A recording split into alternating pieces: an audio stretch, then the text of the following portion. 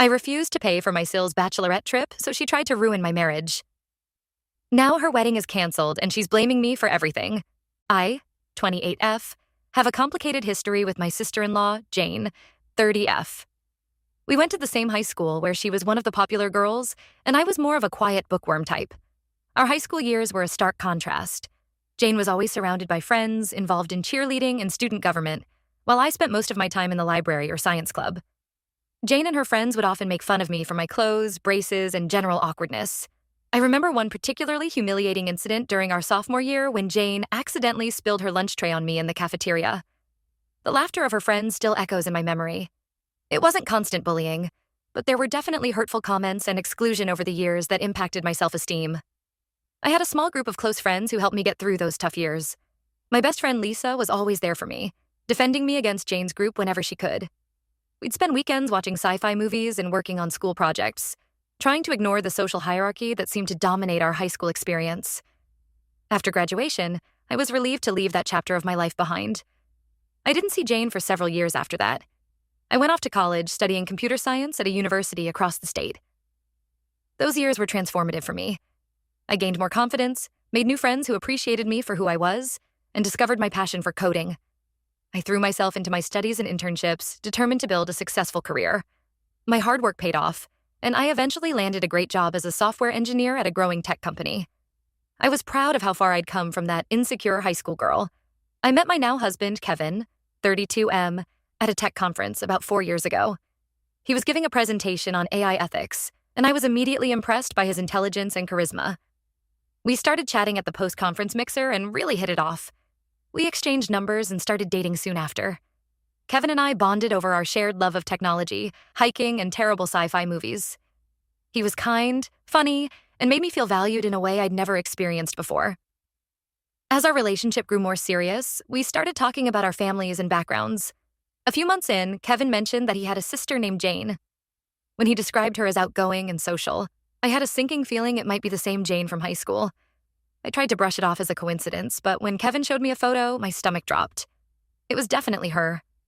I was hesitant to tell Kevin about our history at first, not wanting to cause drama or color his perception of his sister. But as things got more serious between us, I knew I had to be honest. One night over dinner, I explained the situation to him, how Jane had bullied me in high school and the impact it had on me. Kevin was understanding and assured me that Jane had grown up a lot since high school. He said she'd had some humbling experiences in college that made her reevaluate how she treated people. While I appreciated his perspective, I couldn't help but feel anxious about potentially having Jane in my life again. The first time I saw Jane again was at a family dinner at Kevin's parents' house about a year into our relationship. My palms were sweating as we walked up to the door. When Jane opened it, I saw the flash of recognition in her eyes. It was pretty awkward at first. I could tell Jane was uncomfortable too. We were polite but distant with each other throughout dinner. Over the next couple years, Jane and I maintained a cordial but cool relationship. We'd make small talk at family gatherings, but never really connected or became friends.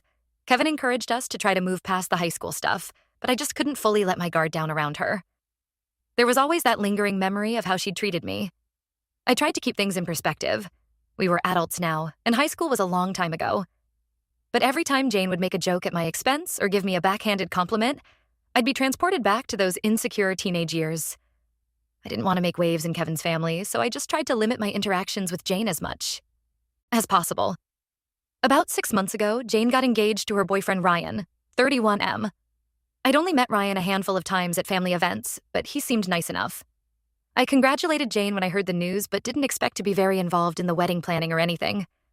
So I was surprised when Jane reached out and invited me to lunch, just the two of us. Part of me wanted to decline, but Kevin encouraged me to go, saying it could be a chance to clear the air. At lunch, Jane apologized for how she treated me in high school. She said she had been immature and insecure back then, and she felt awful about it now. She also said she wanted us to have a better relationship as sisters-in-law. I appreciated the apology and told her I was willing to move forward. Jane then invited me to join her Bachelorette trip to Greece with some of her friends. I was hesitant at first, but she seemed sincere about wanting to bond. She talked about how it would be a great opportunity for us to get to know each other better as adults. Against my better judgment, I agreed to go, thinking it could be a chance for us to start fresh. For the next few months, Jane and I texted occasionally about trip planning. She'd send me links to restaurants she wanted to try or excursions she was considering. She never mentioned anything about costs or expectations for who would pay for what. I assumed we'd each be covering our own expenses, as is typically the case for these types of trips. The day we were supposed to leave for the trip, I met Jane and her friends at the airport. As we were going through security, Jane casually mentioned that she hoped my credit cards worked internationally since I'd be covering all the expenses for the trip. I was shocked and asked what she meant. Jane then informed me that she had assumed I would be paying for everything: flights, hotels, meals, activities, for her entire group of 6 friends. She said she picked an expensive destination because she knew I could afford it with my fancy tech job.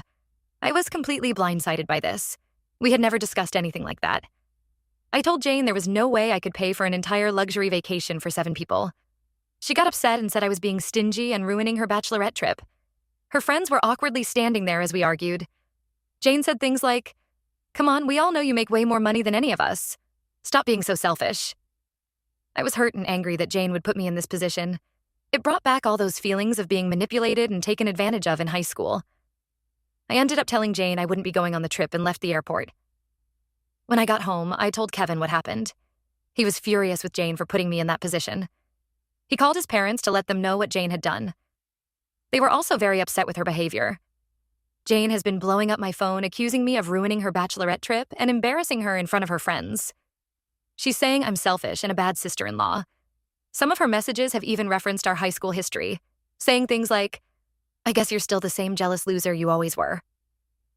Kevin's parents told Jane that her behavior was unacceptable and that she needs to apologize to me. But so far, she's shown no signs of remorse. Instead, she seems to be doubling down and trying to paint herself as the victim. I feel bad that the trip got ruined, but I don't think I did anything wrong by refusing to bankroll an entire vacation I never agreed to pay for.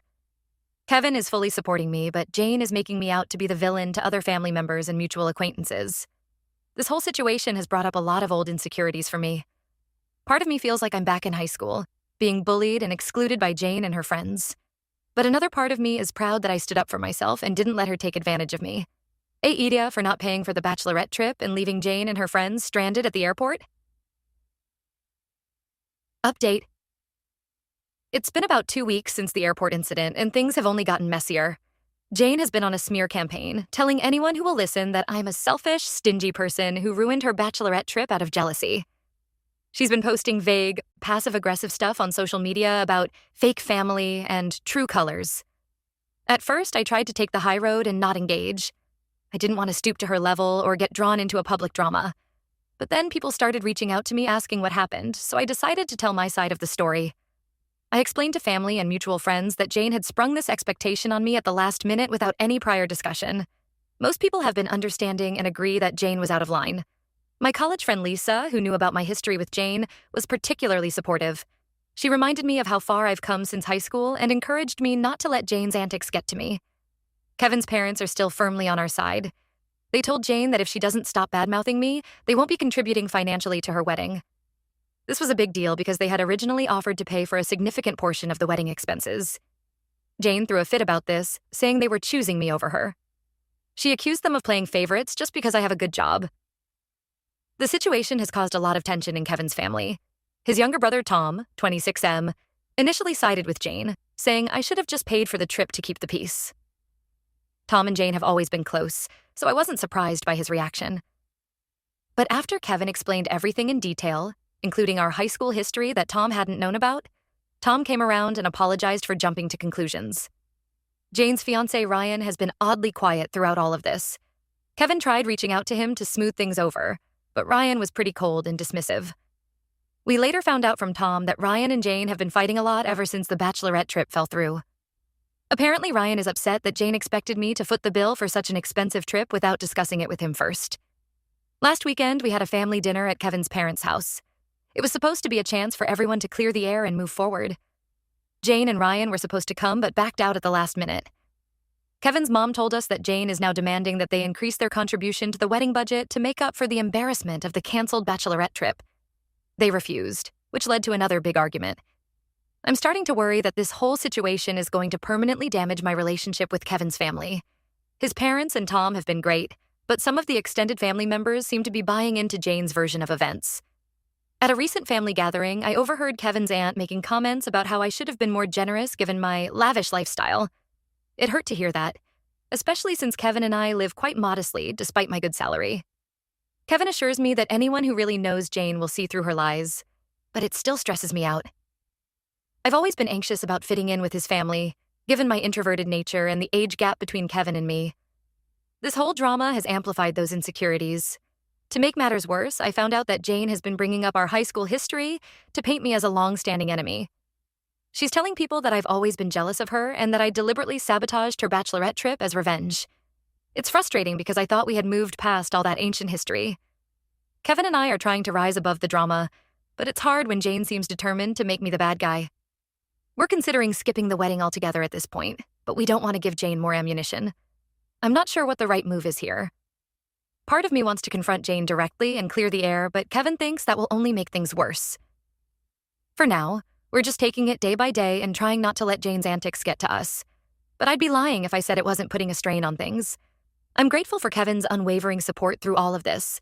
He's been my rock, reassuring me that I did nothing wrong and that he's proud of me for standing up for myself.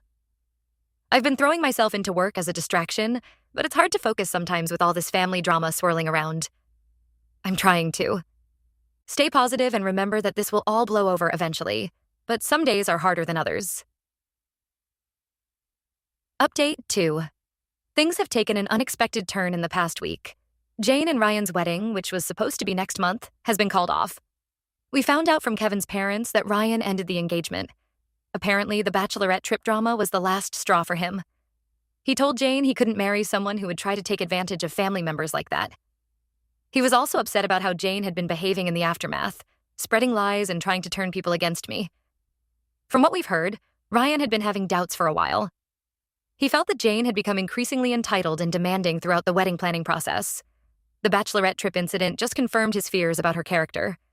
Jane is not taking the breakup well at all. She showed up at Kevin's parents' house in hysterics, alternating between crying and screaming about how this was all my fault. Kevin's parents tried to calm her down, but she was inconsolable. She ended up staying the night there because she was too upset to drive home. The next day, Jane started blowing up Kevin's phone with angry messages. She accused him of choosing me over his own sister and ruining her life. She brought up childhood memories, saying things like, "Remember when I took care of you when you had chicken pox? This is how you repay me?" Kevin finally had enough and blocked her number. He told his parents that he needs some space from Jane for a while. I feel terrible about the whole situation, even though I know logically that it's not my fault. Kevin keeps reminding me that Jane brought this on herself with her entitled behavior and refusal to take responsibility for her actions. Still, I can't help but feel a twinge of guilt. I never wanted things to escalate to this point. Kevin's parents are caught in the middle of everything. They're trying to support Jane through the breakup while also maintaining boundaries. They've made it clear to her that her behavior towards me was unacceptable and that she needs to make amends if she wants to repair her relationships with the family. But they're also worried about Jane's mental state and don't want to abandon her when she's struggling.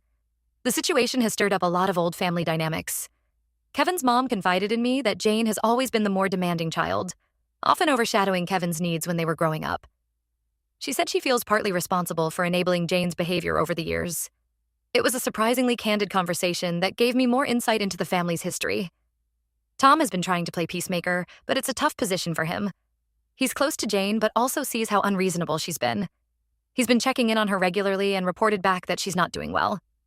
Apparently, she's talking about quitting her job and moving back home, which has Kevin's parents worried. As for me, I'm struggling with mixed emotions. On one hand, I feel vindicated that the truth about Jane's behavior has come to light.